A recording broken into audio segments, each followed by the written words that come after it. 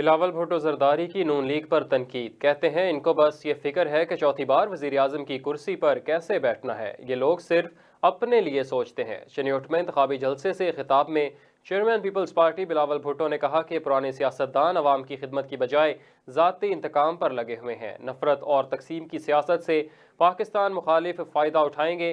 4 बार नहीं बल्कि मुझे सिर्फ एक बार मौका दें, वादा है इंतकाम की सियासत को ख़त्म करेंगे।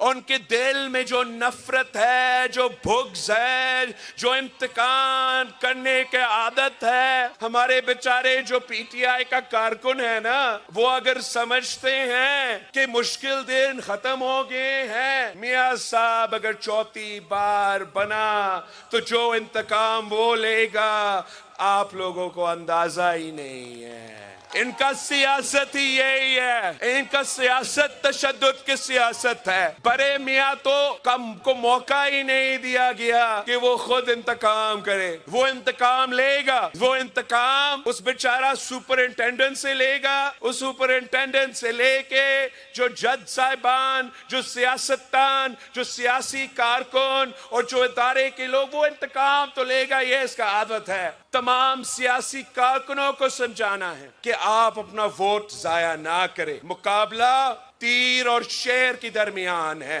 मुकाबला हमारा और उनका है। तो आए 2 हफ्ता का टाइम है आपके पास। इनका तमाम साजिश आप नाकाम करवा सकते हो। अपना वोट का ताकत इस्तेमाल करके तीर पे थप्पा लगाए, इंतकाम की सियासत को दफन कर